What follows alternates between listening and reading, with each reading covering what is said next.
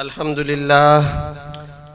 لله نحمده ونستعينه ونستغفره ونؤمن به ونتوكل عليه ونعوذ بالله من شرور أنفسنا ومن سيئات أعمالنا من يهده الله فلا مضل له ومن يضلله فلا هادي له وأشهد أن لا إله إلا الله وحده لا شريك له وأشهد أن سيدنا وسندنا ونبينا ومولانا محمدا عبده ورسوله صلى الله تعالى عليه وعلى آله وأصحابه وبارك وسلم تسليما كثيرا كثيرا أما بعد فقال الله تعالى في الكلام المجيد والفرقان الحميد أعوذ بالله من الشيطان الرجيم بسم الله الرحمن الرحيم إنا نحن نزلنا الذكر وإنا له لحافظون وقال تعالى في مقام آخر إن في خلق السماوات والأرض واختلاف الليل والنهار لآيات لأولي الألباب الذين يذكرون الله قياما وقعودا وعلى جنوبهم ويتفكرون في خلق السماوات والأرض ربنا ما خلقت هذا باطلا سبحانك فقنا عذاب النار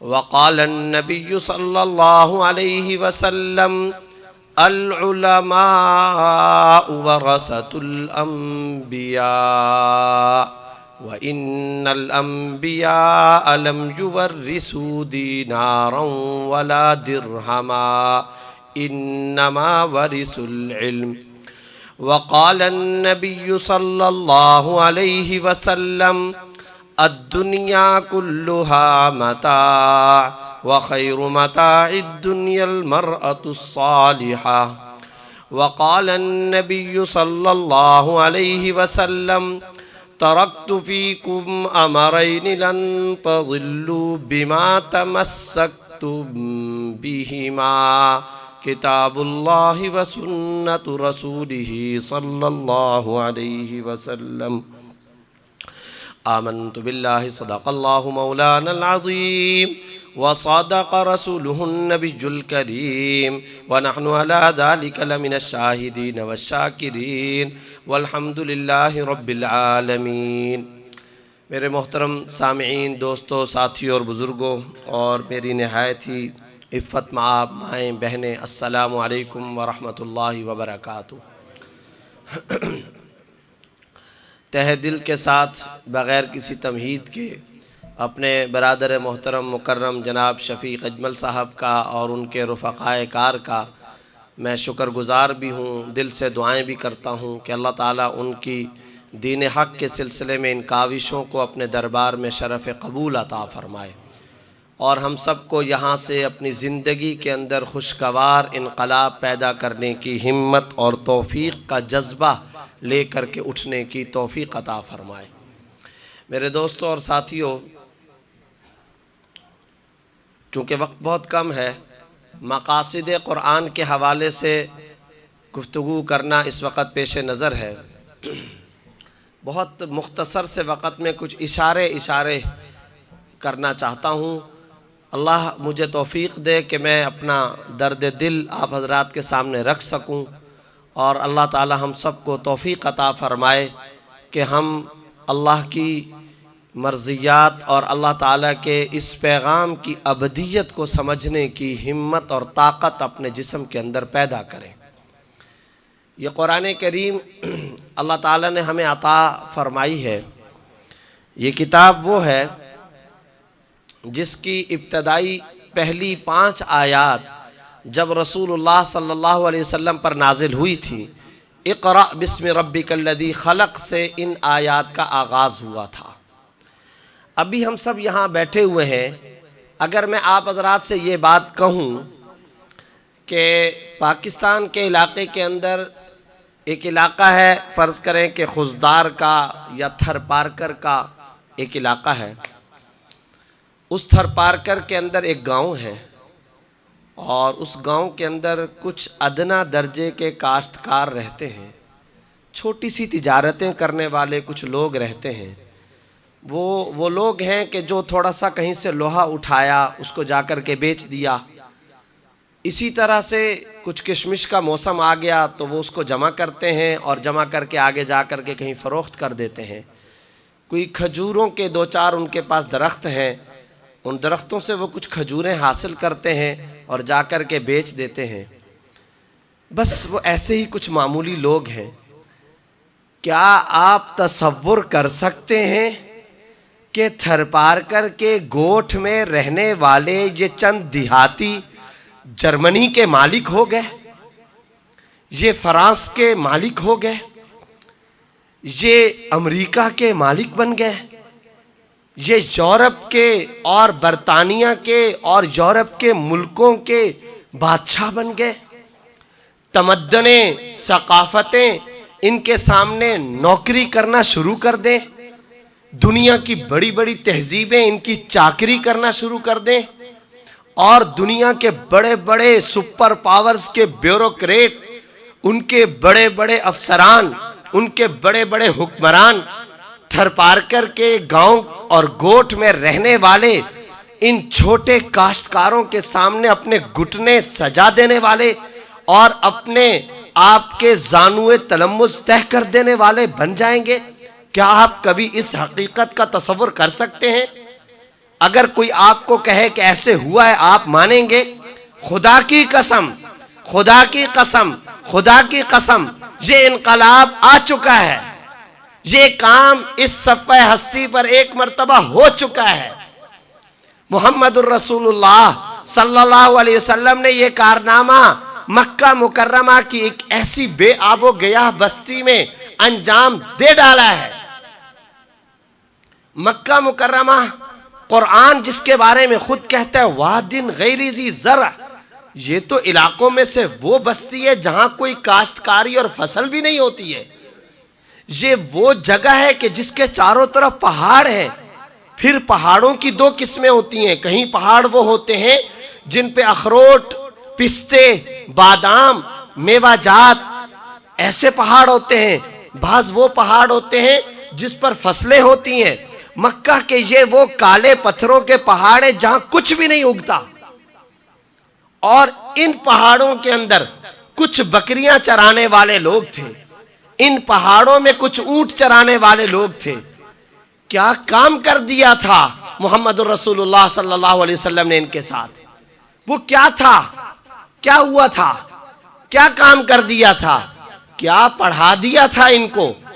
وہ کون سا نظام دے دیا تھا ان کو؟ وہ کون سا نصاب تعلیم ان کو دے دیا تھا؟ کیا ہو گیا تھا کہ رومن امپائر ان کے سامنے زانو تلمس کرنے کے لیے سامنے آگے؟ ترکی کی ثقافت ڈھیر ہو گئی، یورپ کے اس وقت کے ممالک کی تمدنیں نوکری کرتی ہوئی نظر آنا شروع ہو گئی۔ یمن مسلمان، دمشق مسلمان، کوفہ مسلمان، عراق زیر نگین اسلام، افریقہ زیر نگین اسلام۔ میں محمد کے بڑے غلاموں کا نام نہیں لیتا ہوں، ابو بکر و عمر عثمان و علی کا نام۔ محمد الرسول اللہ صلی اللہ علیہ وسلم کے غلاموں میں سے ایک غیر معروف محمد کے نوکر اور محمد کے غلام کا نام لیتا ہوں۔ مجھے اس مجلس میں بتاؤ کوئی شخص جس نے اس کا نام سنا، اس کے حالات زندگی سے واقف ہو۔ حضرت اوس بن قاسم رضی اللہ تعالیٰ عنہ، کوئی ان کے حالات سے واقف ہے؟ مجھے بتائیے، کوئی ہے اوس ابن قاسم کے حالات سے واقف؟ اگر کوئی ہے تو ذرا مجھے بتائے۔ یہ محمد الرسول اللہ صلی اللہ علیہ وسلم کے غلاموں میں، ان کے صحابہ میں کوئی بڑا نام نہیں ہے، ان کے صحابہ میں کوئی مشہور نام نہیں ہے۔ یہ ان کے صحابہ کے اندر top of the list companion of the holy prophet میں شامل نہیں ہیں. یہ محمد کے غلاموں کا ایک ادنا نمائندہ اور ترجمان ہے جس نے جا کر کے سائبیریا میں، روس کی مسلم ریاستوں میں، افغانستان کے اندر اور تاجکستان، قازقستان، ازبکستان کی ریاستوں کے اندر پوری کی پوری ریاستوں کو محمد الرسول اللہ صلی اللہ علیہ وسلم کا غلام بنایا ہے. اس ایک شخص نے نبی کے تمام ان لوگوں کو نبی کی امتوں کے اندر شامل کیا ہے. ان کے آگے چل کر کے غلاموں کے اندر جو نام آتے ہیں، سنیے اب ان ناموں کو. امام بخاری رحمت اللہ علیہ، ان کے شاگردوں میں نام آ رہا ہے امام مسلم رحمت اللہ علیہ، ان کے شاگردوں میں نام آ رہا ہے امام ترمذی رحمت اللہ علیہ. یہ نبی اکرم سرور دو عالم صلی اللہ علیہ وسلم کے ابو بکر کا کارنامہ نہیں بیان کر رہا ہوں، عمر، عثمان و علی کا کارنامہ نہیں بیان کر رہا ہوں، اوس ابن قاسم رضی اللہ تعالیٰ عنہ کا یہ کارنامہ ہے. یہ نبی نے کیا کردار، یہ کیا کارنامہ انجام دے دیا تھا. آج مسجد نبوی کے اندر روضہ رسول کے سامنے عرب شیوخ، عرب علماء جب حدیث کا درس دیتے ہیں تو حدیث کا درس دیتے وقت نبی صلی اللہ علیہ وسلم کا روضہ سامنے ہوتا ہے. آپ میں سے جن لوگوں کو حرمین کی زیارت کا موقع ملا ہے، یہ اگر جائیں وہاں جا کر کے ان شیوخ حدیث کے درس کے اندر بیٹھیں تو وہ جب شروع کرتے ہیں بِهِ قال حدثنا فلان عن فلان عن فلان عن فلان، ہمیں حدیث بیان کی فلانے نے، ان کو حدیث بیان کی فلانے نے، ان کو حدیث بیان کی فلانے نے، ان کو حدیث بیان کی فلانے نے. حدیث چلتی ہے، چلتے سند چلتے کہتے ہیں قال ابو ہریرہ رضی اللہ تعالیٰ عن رسول اللہ صلی اللہ علیہ وسلم قال ہاکذا. ابو ہریرہ تک پہنچ رہی ہے، لیکن عرب کا وہ شیخ حدیث کی سند کو پہلے تاجکستان کے اندر لاتا ہے، حدیث کی سند کو مجبور ہے، حدیث کی سند کو پہلے افغانستان کے اندر لاتا ہے، حدیث کی سند کو پہلے ازبکستان کے اندر لاتا ہے، حدیث کی سند کو پہلے سمرقند و بخارا کے اندر لاتا ہے. وہ نام لے گا امام بخاری کا، وہ نام لے گا خراسان کے اندر پیدا ہونے والے امام مسلم کا. اس کے بعد وہ پھر ابو ہریرہ اور ابو ذر غفاری اور فاروق اعظم عثمان و علی کا نام لینے پر مجبور ہے. پہلے حدیث کی سند مدینہ سے نکلے گی، سمرقند و بخارا آئے گی، اور اس کے بعد وہ حدیث کی سند دوبارہ مدینہ منورہ میں جا کر کے پہنچے گی. یہ کارنامہ انجام دیا اوس ابن قاسم نے رضی اللہ تعالیٰ عنہ. میں جس نقطے کی طرف آنا چاہ رہا ہوں وہ یہ ہے کہ یہ کردار، یہ کارنامہ نبی صلی اللہ علیہ وسلم نے کس بنیاد پر ادا کر دیا تھا. یہ صحابہ کرام کیسے علم سے وابستہ ہو گئے تھے، کیا پڑھا دیا تھا ان کو. اب سنیے، قرآن کریم کے اندر اس حقیقت سے پردہ اٹھایا جا رہا ہے. فرماتے ہیں اللہ تعالیٰ لَقَدْ مَنَّ اللَّهُ عَلَى الْمُؤْمِنِينَ إِذْ بَعَثَ فِيهِمْ رَسُولًا مِّنْ أَنفُسِهِمْ يَتْلُو عَلَيْهِمْ آيَاتِهِ. نبی سب سے پہلے یہ کام کرتا ہے. نبی کا پہلا فریضہ منصبی یہ تھا کہ اس نبی اکرم سرور دو عالم صلی اللہ علیہ وسلم نے قرآنی آیات کی تلاوت کی ہے. قرآن سب سے پہلے علم اور اس نصاب کی کتاب تھی، اور قرآن کریم کو انسانیت کے سامنے سب سے پہلے پیش کیا. اور قرآن کریم کو جب پیش کیا ہے تو اس کے علوم و معارف کے سمجھنے کے لیے صحابہ کے اوپر 23 سال زبان نبوت نے محنت کی ہے. وہ احادیث بیان کرتے تھے تو کیا کرتے تھے؟ احادیث کو بیان کر کے کیا تورات و زبور سمجھانا مقصود تھا؟ نہیں، احادیث بیان کرتے تھے قرآن کی تشریح کے اندر. در حقیقت احادیث کو بیان کرتے تھے قرآن کی تفسیر میں. تو گویا کہ پہلے اللہ نے قرآن کو نازل کیا، اقرأ کے ذریعے سے قرآن کی تعلیم کا حکم دیا گیا. پتہ یہ چلا جب حالات اب نارمل ہوتے ہیں، جب حالات ایمرجنسی کا شکار ہوتے ہیں، معاشرے کے اندر انارکی ہوتی ہے، معاشرے کے اندر فسادات ہوتے ہیں، معاشرے کے اندر بد امنی ہوتی ہے، گھڑ دوڑ کی ریس پر قتل و قتال کی جنگیں کھڑی ہو جاتی ہیں، جب معاشرے میں جہالت اس اسٹیج پر پہنچ جاتی ہے کہ اونٹ تیرا میرے اونٹ سے آگے کیوں چلا گیا، اس پر 55 سال تک جنگیں ہوتی ہیں، پانی پینے پلانے کے اوپر جب لڑائیاں ہوتی ہیں، کوئی شخص ان کے اوپر حکومت کرنے کے لیے تیار نہیں ہوتا، جب ایسی جہالت، ایسی تاریکیاں، جب ایسے اندھیرے چھائے ہوئے ہوتے ہیں، انسان کو انسان کے بارے میں ذرہ برابر احساس نہیں ہوتا، پتہ نہیں ہوتا یہ میری ماں ہے، یہ میری بیوی ہے، بیٹی اور بہن میں تمیز نہیں ہوتی، ماں اور نوکرانی کے اندر تمیز نہیں ہے، ماں سے طرز تخاطب اس طرح جیسا کہ اپنی نوکر اور اپنی نوکرانی خادمہ سے گفتگو کی جاتی ہے، کسی انسانی رشتے کی حفاظت نہیں ہے، کسی انسانی تمدن کی حفاظت نہیں، کوئی تہذیب نہیں، کوئی ثقافت نہیں، کوئی علم کی روشنی نہیں ہے۔ اب ان جیسے حالات کے اندر سب سے پہلا کام کیا جائے گا، اقرأ بسم ربک الذی خلق، پہلا کام کیا جائے گا، پہلا کام علم کی روشنی کو پھیلایا جائے گا، پہلا کام یہ کیا جائے گا۔ آگے چل کر کے آیات میں آ رہا ہے الذی علم بالقلم، گویا کہ اسلام کا بنیادی تعارف کیا ہے؟ پڑھیے۔ اسلام کا بنیادی تعارف کیا ہے؟ قلم اٹھائیے۔ اسلام کا بنیادی تعارف کیا ہے؟ کتاب کو اٹھائیے۔ اسلام ریسرچ کا دین ہے، اسلام علم کا دین ہے، اسلام تحقیق کا دین ہے۔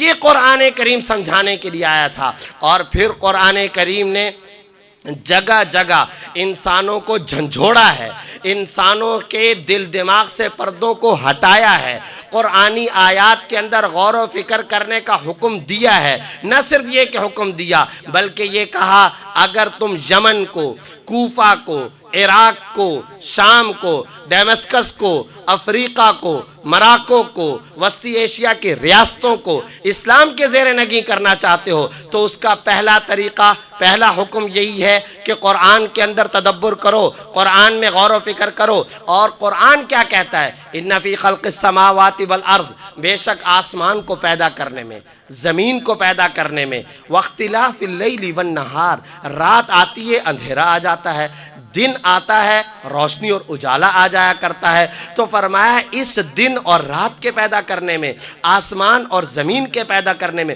لآیات لأولی الالباب، نشانیاں ہیں عقل مندوں کے لیے۔ دوسرے مقام پر سنوریہم آیاتنا فی الآفاق وفی انفسہم، ہم دکھائیں گے انسانوں کو خدا کی نشانیاں فی الآفاق، آفاق میں، آسمانوں میں، آسمانوں کی تخلیقات پر غور کرو، غور کرو سورج چاند ستارے پر، غور کرو آسمان کی نشانیوں پر، ہم اپنی نشانیاں آسمانوں میں دکھائیں گے، وفی انفسہم، انسانوں کے وجودوں کے اندر نشانیاں دکھائیں گے۔ اور ایک اور جگہ پہ فرمایا جھنجھوڑتے ہوئے وفی انفسکم افلا تبصرون، تمہارے نفسوں کے اندر نشانیاں ہیں، تمہیں نظر نہیں آتا؟ تم دیکھتے نہیں ہو؟ غور نہیں کرتے ہو؟ ایک اور جگہ پہ فرمایا لا یتدبرون القرآن ام علی قلوب اقفالها، کیا ہو گیا ان کو کہ قرآن میں غور و فکر نہیں کرتے؟ یا تو پھر ان کے دل دماغوں کے اوپر تالے پڑے ہوئے، کیوں نہیں غور و فکر کرتے؟ ختم اللہ علی قلوبہم وعلی سمعہم وعلی ابصارہم غشاوہ، خدا نے ان کے دلوں پر مہر لگا دی، بصیرت کے اندھے ہیں، بصارت چھن چکی ہے، ان کی نگاہوں پر پردے، ان کے کانوں پر پردے، پردوں پہ پردے، ظلمات پہ ظلمات، تاریکیوں پہ تاریکیاں، کیوں نہیں غور کرتے قرآن کریم کے اندر؟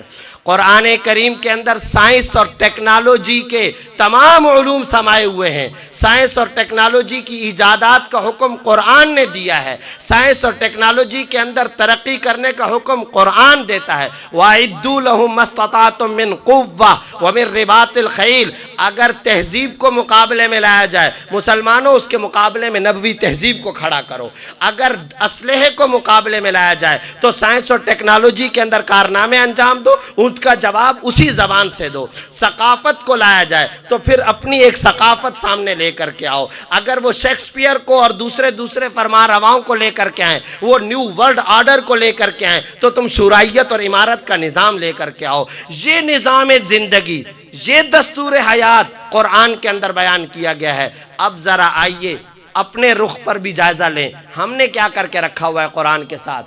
قرآن کو ہم نے بنایا ہے بجائے علوم کی کتاب کے، بجائے ٹیکنالوجی سیکھنے کی کتاب کے، بجائے سائنس کی کتاب ہونے کے، ہم نے قرآن کو بنایا ایصال ثواب کی کتاب، ہم نے قرآن کو بنایا تعویذ گنڈے کی کتاب، ہم نے قرآن کو بنایا ہے دکان مکان شاپنگ سینٹر اور مارکیٹ کی اوپننگ اور افتتاح کے لیے اس کو استعمال کریں گے۔ ہم نے قرآن کو اس مقصد کے لیے بنایا ہے جب کوئی گلی کے اندر مرے گا لال رنگ کا ٹینٹ لگا کر کے سپارے بانٹے جائیں گے، ایصال ثواب کیا جائے گا۔ ہم نے قرآن کو بنایا ہے قبرستان کے اندر جا کر قبروں پہ کھڑے ہو کر کے ہم قرآن کی تلاوت کر کے مردے کو بخشوانے کی کوشش کیا کریں گے۔ ہم نے قرآن کو ان مقاصد کے لیے استعمال کیا ہے جس مقصد کے لیے جبرائیل اللہ کا یہ آفاقی پیغام لے کر محمد الرسول اللہ پر نازل ہوئے تھے، ان تمام مقاصد سے آج ہم نے روگردانی کی ہے۔ پھر ہم شکوہ کرتے ہیں کہ امت پٹ رہی ہے، پھر ہم شکوہ کرتے ہیں امت زوال کا شکار ہے، پھر ہم شکوہ کرتے ہیں کہ امت تباہ ہوتی چلی جا رہی ہے۔ کیوں نہیں امت تباہ ہوگی؟ ابو بکر و عمر عثمان و علی نے قرآن کو سمجھا تھا، درد دل کے ساتھ سمجھا تھا، 23 سال تک محمد کی زبان سے احادیث کو سمجھ کر قرآن کی تشریح کو سمجھا تھا۔ یمن ان کے زیر نگیں آ گیا، کوفہ ان کے زیر نگیں آ گیا، عراق ان کے زیر نگیں آ گیا، رومن امپائر کو فاروقی فوجیں شکست دینا شروع کر دی۔ یہ صحابہ کے غلام مدینہ اور مکہ کی بے آب و گیا سے بستی سے نکل کر افریقہ کے سمندر تک چلے گئے اور جا کر کے کہا اے پانی ہمیں پتہ نہیں ہے تیرے بعد کوئی خشکی کا حصہ اور ٹکڑا بھی ہے یا نہیں۔ اگر ہمیں پتا ہوتا کہ تیرے بعد خشکی کا بھی کوئی جزیرہ اور کوئی ٹکڑا ہے تو ہم اپنے گھوڑوں کو وہاں پر بھی دوڑا دیتے اور وہاں تک بھی ہم نبوت اور محمد کے پیغام کو جا کر کے پہنچاتے، لیکن ہمیں پتہ نہیں ہے اس پانی کے حصے کے بعد خشکی کا کوئی جزیرہ بھی موجود ہے یا نہیں ہے۔ مقاصد قرآن یہ تھے، اور آج قرآن کریم کا فلانے گلی میں قرآن کریم پڑھا جا رہا ہے، آپ کے دماغ میں فوراً آ جائے گا اس گلی کے اندر کسی کا انتقال ہوا ہوگا۔ مولوی صاحب کو حافظ صاحب کو بلاؤ، شاپنگ سینٹر دکان مکان کی اوپننگ ہو رہی ہے، مارکیٹ کی اوپننگ ہو رہی ہے، مولوی صاحب ذرا اچھی انداز کے اندر ذرا صاحب تلاوت کر دیجئے گا۔ اس مقصد کے لیے قرآن کو ہم نے رکھا ہوا ہے، مردے کے ایصال ثواب کے لیے۔ قرآن خدا کی قسم مردوں کی کتاب نہیں تھا، زندوں کی کتاب ہے۔ یہ مردوں کے لیے نازل نہیں ہوا ہے، یہ زندوں کے لیے نازل ہوا ہے۔ لقد من اللہ، تھوڑی سی توجہ تو کرے نا، لقد من اللہ، خدا کہتا ہے لقد من اللہ علی المؤمنین، میں نے احسان کیا ہے مسلمانوں پر کہ قرآن دیا ہے، یتلو علیہم آیاتی۔ اگر تعویذ گنڈے کے اندر قرآن کو لکھنا تھا تو یہ تو کوئی بڑا احسان کا معاملہ نظر نہیں آتا۔ احسان اسی وقت آپ کہہ سکتے ہیں، میں کہتا ہوں اپنے بھائی کو میں نے تم پر احسان کیا ہے، کیا مطلب؟ اسی وقت میں اس کو بول سکتا ہوں جب میں نے تم کو احسان کیا، جب میں نے اس کو بہت سارے پیسے دے دیے ہوں۔ میں اسی وقت کہہ سکتا ہوں کہ میں نے تم پر احسان کیا ہے جب میں نے اس کو جاب دی ہو، اقتدار دی ہو، حکومت دی ہو، جب میں نے اس کو افسری دی ہو، جب میں نے اس کو درجہ اور مقام دیا ہو۔ قرآن کے اندر اللہ کہہ رہا ہے لقد من اللہ علی المؤمنین، مسلمانوں پر اللہ نے احسان کیا، احسان کیا۔ تو احسان کیا، کیسے احسان سمجھ میں آیا؟ وہ اسی طریقے سے سمجھ میں آیا کہ ایک محمد کا غلام فاروق اعظم اٹھتا ہے، 22,31,050 مربع میل کو فتح کرتا ہوا چلا جاتا ہے، اور یہ سارے کے سارے ممالک فتح کرنے کے بعد آتا ہے وہ نبی کے پاس اور آ کر کے روضے پر کہتا ہے یا رسول اللہ، آپ نے دی تھی ہم کو تعلیم، آپ نے پڑھایا تھا ہم کو قرآن، لیجئے 22 لاکھ مربع میل کی زمین آپ کے لیے، آپ کے قدموں کے اندر نچھاور کرنے کے لیے آیا ہوں۔ نافذ کرتے چلے گئے قرآن کا وہ ابدی پیغام۔ لیکن اس کے ساتھ ساتھ ایک بات اور بھی ہے، وقت نہیں ہے ورنہ میں ذکر کرنے کی کوشش کرتا کہ قرآن کیسی دلچسپ کتاب ہے۔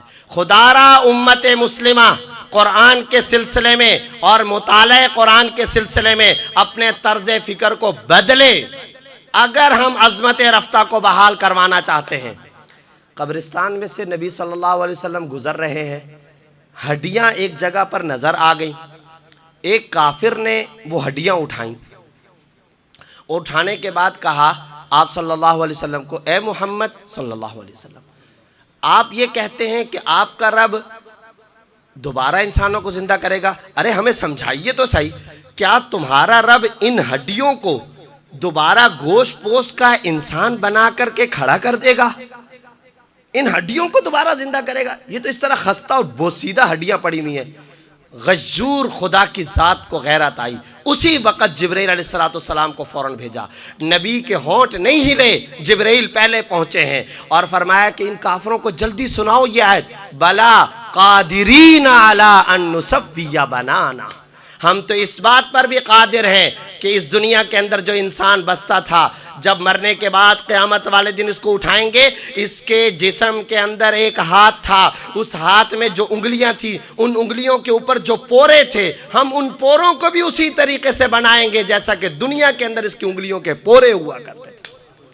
اس آیت کو پڑھ کر آکسفورڈ کا ایک عیسائی لیکچرر مسلمان ہوا ہے، اس نے کہا کہ میں حیران ہو گیا، آج پوری دنیا میں یہ قانون ہے کہ اگر کوئی شخص سگنیچر نہ کر سکتا ہو، اگر کوئی شخص دستخط نہ کر سکتا ہو تو وہ انگوٹھا لگایا کرتا ہے۔ یہ ہے یا نہیں ہے؟ اقوام متحدہ کا یہ لا منظور شدہ ہے کہ اگر کوئی شخص پوری دنیا میں کسی دستاویز پہ دستخط نہ کر سکتا ہو تو وہ پھر اپنے انگوٹھے کو چھاپا کرے اور اپنی انگلی کے پورے کا نشان ثبت کیا کرے۔ کیوں؟ اس لیے کہ آدم سے لے کر قیامت تک کسی بھی انسان کے ہاتھوں کی انگلیوں کے جو پورے ہیں وہ کبھی کسی دوسرے انسان کے پوروں سے مل نہیں سکتے ہیں۔ 1400 سال پہلے محمد یہ آیت پڑھ کر سنا رہے ہیں۔ 1400 سال پہلے محمد الرسول اللہ صلی اللہ علیہ وسلم مکہ کی اس بستی میں، وہ انسان، آکسفورڈ کا وہ لیکچرر آگے لکھتا ہے، میں حیران ہو گیا، شوق، مجھے کرنٹ لگا، میں حیران ہو گیا، یہ وہ انسان یہ جملہ ادا کر رہا ہے 1400 سال پہلے، جس نے ایک دن بستہ نہیں اٹھایا ہے، جس کے اوپر کسی انسان کو استاذ بنا کر اس کا احسان نہیں رکھا گیا۔ یہ وہ انسان جملہ ادا کر رہا ہے جس نے کبھی کسی اسکول اور یونیورسٹی کے دروازے کا رخ نہیں کیا۔ وہ انسان اپنی زبان سے یہ جملہ ادا کر رہا ہے، بھلا قادرین علی ان نسوی بنانا، تم تو یہ کہتے ہو کہ انسان کو دوبارہ زندہ کرنا، ارے ہم تو اس بات پر بھی قادر ہیں کہ اس دنیا کے اندر جو اس کی انگلیوں کے پورے تھے اسی جیسے پورے بھی ہم دوبارہ پیدا کریں گے۔ قرآن ایسی جیتی جاگتی کتاب ہے، یہ ایسے زندہ حقائق کی کتاب ہے۔ آپ کے دوست نے، آپ بہت غریب آدمی ہیں، آپ کے دوست نے سونا بنانے کا نسخہ ایک کاغذ پر لکھا ہے اور سونا بنانے کا نسخہ ایک کاغذ پر لکھ کر کے آپ کو بھیج دیا۔ آپ فقیر ہیں، کھانے کے پیسے نہیں آپ کے پاس پہننے کے لیے کپڑے نہیں ہیں، آپ بہت فقیر، یتیم اور مسکین ہیں۔ اب ایک عجیب کام ہے، ہم نے قرآن کے ساتھ کیا کیا ہوا ہے، ذرا اس کو سمجھنے کی کوشش کرتے ہیں۔ آپ کے دوست نے وہ سونا بنانے کا نسخہ بھیج دیا، وہ آپ کے پاس پہنچ چکا۔ اب معاملہ کیا ہے کہ آپ کے پاس کاغذ میں وہ نسخہ پڑا ہوا ہے اور آسانی کے ساتھ چند انگلیوں کو ہلا کر آپ سونا بنا کر کے مالدار ہو سکتے ہیں، لیکن نہیں، آپ اس میں سے کچھ نہیں کرتے۔ آپ کیا کام کرتے ہیں؟ آپ یہ کام کرتے ہیں، جب کبھی آپ کو پریشانی آتی ہے اس کو اٹھاتے ہیں، اس ورقے کو پڑھ کر ذرا خوش ہو جاتے ہیں، تھوڑا سا ہنس لیتے ہیں، خوش ہو جاتے ہیں، پھر اس کو دوبارہ آپ پیک کرتے ہیں، پھر آپ اس کو پیک کر کے اچھا لال پیلا نیلا رنگ کا کپڑا آپ اس جزدان میں، کیونکہ کپڑا اچھا ہونا چاہیے، ریشمی کپڑا ہونا چاہیے، لال والا، اس کپڑے کے اندر آپ اس کاغذ کو لپیٹتے ہیں، اور نیچے نہیں رکھنا ہے، بےزتی ہو جائے گی، نہیں نیچے نہیں، اس کو اوپر رکھنا ہے، اوپر آپ رکھ لیتے ہیں۔ اوپر آپ نے رکھ لیا، ہر روز آپ اس کے سامنے جاتے ہیں، ایسے آپ اپنا سر جھکاتے ہیں اور آپ کہتے ہیں جی بہت عزت، بہت کچھ۔ اس میں جو کچھ نسخہ لکھا ہوا ہے اس کی طرف آپ کی کوئی توجہ نہیں، بھوک سے ویسے ہی آپ مر رہے ہیں، فقیر بنے ہوئے، مسکین بنے ہوئے، اور آپ کے بالکل گھر کے سامنے آپ کا ایک دشمن رہتا ہے۔ وہ دشمن آپ کی جان کا دشمن، آپ کے مال کا دشمن، آپ کے ایمان کا دشمن، آپ کے آبا و اجداد کا دشمن، آپ کی برادری کا دشمن، اور وہ دشمن ایسا ہے کہ وہ چاہتا ہے کہ میں اس کو گولی مار کے قتل کر دوں، لیکن وہ دشمن یہ کام کرتا ہے، آپ کے پاس وہ جو نسخہ تھا کسی طریقے سے وہ اس نسخے کو حاصل کرتا ہے، حاصل کر کے پیسے بنا رہا ہے، پلاٹ بنا رہا ہے، جائیدادیں بنا رہا ہے، کیونکہ اس کے پاس تو سونا بنانے کا نسخہ آ گیا، لہٰذا وہ مال، دولت، پیسہ کمائی سب کچھ کر رہا ہے آپ کا دشمن، چیز آپ کی، نسخہ لگا اس کے ہاتھ، وہ استعمال کر رہا ہے اور دنیا کے اوپر اپنا راج چمکا رہا ہے۔ یہی سلسلہ آج قرآن کے ساتھ امت مسلمہ اور غیر مسلم طاقتوں کا ہے۔ مجھے بتائیے آکسفورڈ کے، واشنگٹن کی یونیورسٹی کے غیر مسلم لیکچرر، یہودی، عیسائی، مجوسی، سکھ، ہندو، وہ قرآن کریم کے کتنے حامی ہو گئے ہیں کہ وہ قرآن کی انگلش ٹرانسلیشن کو اپنی ٹیبل پہ رکھ کر کے ریسرچ کر رہے ہیں۔ کتنے آپ کے ہمدرد ہو گئے ہیں کہ غزالی اور رازی کی کتابوں کو آکسفورڈ کے سلیبس میں وہ شامل کر رہے ہیں۔ امام غزالی کی کتابوں کو، جابر بن حیان کی کتابوں کو، ریاض کی کتابوں کو، بیرونی کی کتابوں کو، رازی کی کتابوں کو، وہ علی سینا کی کتابوں کو وہ اٹھاتے ہیں، ابو نصر فارابی کی کتابوں کو وہ اٹھا رہے ہیں، انگلش میں ٹرانسلیشن کر رہے ہیں، اور کرنے کے بعد اپنے لیکچرر کے اندر اس کے حوالے دے رہے ہیں۔ اس کے اوپر وہ مسلم سائنسدان نہیں ہیں، وہ غیر مسلم سائنسدان تحقیق کر رہے ہیں، ریسرچ کر رہے ہیں، انگلش میں بکس لکھ رہے ہیں، کتابیں بھیج رہے ہیں، سب کچھ کر رہے ہیں۔ کیوں؟ انہیں پتا ہے کہ قرآن سائنس اور ٹیکنالوجی کے حوالے سے بھی ہمیں کبھی مایوس نہیں کرے گی۔ انہیں پتا ہے ماضی کے اندر مکہ کے چند کاشتکاروں کو انہوں نے حکومتیں دلا دی تھی اس کتاب نے، لہٰذا آج وہ تو ریسرچ کر رہے ہیں، اور ماشاءاللہ مسلمان تعویذ گنڈے کا کام اس سے لے رہا ہے، وہ تو اس کے ساتھ علوم و معارف کا کام کر رہے ہیں، اور مسلمان ایصال ثواب کیا کرتا ہے۔ وہ تو قرآن کو اس مقصد اور اس نقطہ نظر سے پڑھ رہے ہیں، اور مسلمان اسے ٹینٹ لگا کر کے، سپارے بانٹ کر کے برکتیں حاصل کرنے کی صرف کوشش کر رہا ہے۔ قرآن بہت جیتی جاگتی کتاب تھی، بہت جیتی جاگتی کتاب تھی۔ یہ دنیا کی حکومتیں، یہ دنیا کا اقتدار، یہ دنیا کی عزتیں بھی دلائے گا۔ اسی لیے صحابہ کرام نے ہارون رشید کے دور کے اندر، آج کہا جاتا ہے فلانا ہسپتال بہت بڑا ہے اس لیے کہ اس کے اندر 1000 بستروں کا ہسپتال، ہارون رشید کے دور حکومت کے اندر بغداد میں انہوں نے جو ہسپتال قائم کیا تھا وہ 12000 بستروں پر مشتمل تھا۔ صحابہ کرام نے مصر کے اندر جا کر کے جو ڈیفنس اور اسلحے کے آلات تیار کیے تھے وہ ترکی اور کیسر و کسرا کے وزراء کے پاس بھی وہ آلات نہیں ہوا کرتے تھے۔ امیر معاویہ کے بحری بیڑے سمندروں کے سینوں کو چیرا کرتے تھے، صحابہ کی کشتیاں دریاؤں کے سینوں پر چلا کرتی تھیں۔ اور پھر ادھر سے معاملہ کیا ہے، ایک کام صرف اور صرف ایک نہیں ہے بلکہ اس کے ساتھ ایک اور بھی لازم ملزوم ہے۔ وہ لازم ملزوم کام کیا ہے؟ وہ لازم ملزوم کام یہ ہے کہ ادھر سے قرآن کے علوم کو آپ لیں، لیکن اب ٹائم نہیں ہے ورنہ میں پورا نصاب ذکر کرتا۔ لقد من اللہ علی المؤمنین اذ بعث فیہم رسولا من انفسہم یتلو علیہم آیاتی، قرآن علوم کی کتاب ہے، یتلو علیہم آیاتی، لیکن اس کے ساتھ ساتھ ویزکیہم، دل دماغ کا تزکیہ، یہ اس کے ساتھ لازم ملزوم ہے، یہ بہت لازم ہے۔ دل کی صفائی، دماغ کی صفائی۔ ایک ایسی پلیٹ جس پلیٹ کے اندر زہر پڑا ہوا ہو، جس پلیٹ کے اندر پیشاب کا قطرہ ہو، آپ اس پلیٹ کے اندر اعلیٰ درجے کا قورمہ، اعلیٰ درجے کی بریانی نکالنے کی کوشش کرتے ہیں؟ کیوں؟ نجاست ہے، خراب ہو جائے گا، سارے کا سارا خراب ہو جائے گا۔ اب دیکھیے یہ بہت لازم ملزوم حقیقت ہے، قرآن کے علوم کو لو لیکن اس کے ساتھ ساتھ تزکیہ بھی ضروری ہے، وَيُزَكِّيهِمْ، یہ لازم ملزوم ہے۔ اگر صرف قرآن کے علوم کو لوگے اور ساتھ میں تم تزکیے کا کام نہیں کرو گے، پھر نتیجہ کیا نکلے گا؟ پھر نتیجہ یہ نکلے گا جو آج یورپ کے اندر نکلا ہوا ہے۔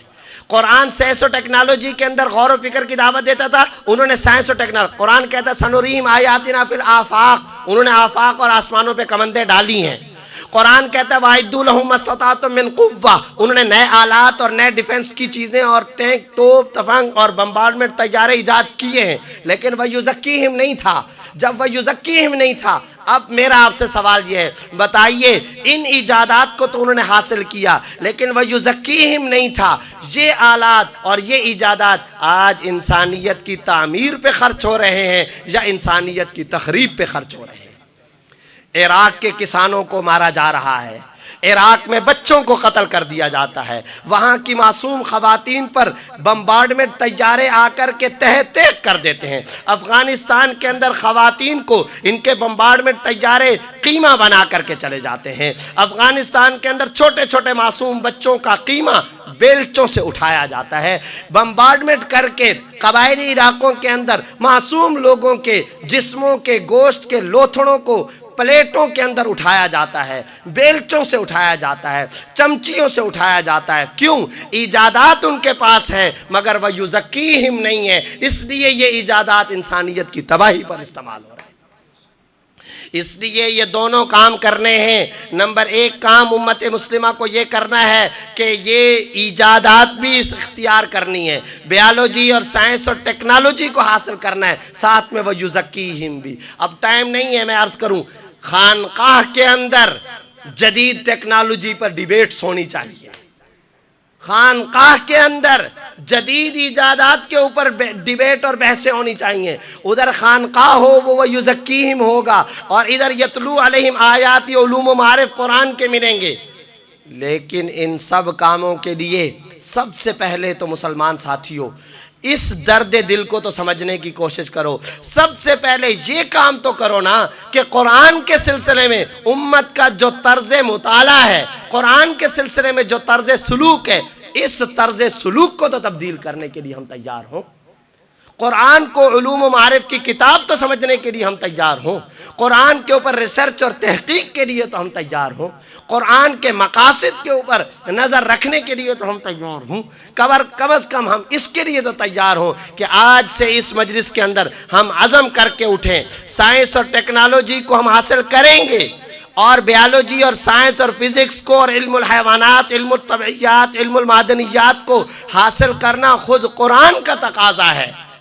لیکن اسکول و کالج اور یونیورسٹی کے جن کمروں کے اندر یہ کتابیں پڑھائی جائیں وہاں پر قرآن کی وہ آیات بھی ضرور پڑھائی جائیں، اسلامیات کو رسمی طور پر نہ پڑھا جائے، منتر اور ٹوٹکے کے طور پر اس کو نہ پڑھا جائے۔ خدا را اللہ کرے یہ امت مسلمہ رسومات کے دین سے نکلے، خدا را یہ تحقیق اور ریسرچ کے اندر آئے، خدا اللہ کرے کہ یہ امت مسلمہ قرآن کو اس انداز میں پڑھے جس انداز میں اسی دور کے اندر گئے گزرے دور میں علامہ اقبال نے پڑھا تھا، اس انداز میں تو پڑھے جس انداز میں ان صحابہ نے پڑھا تھا۔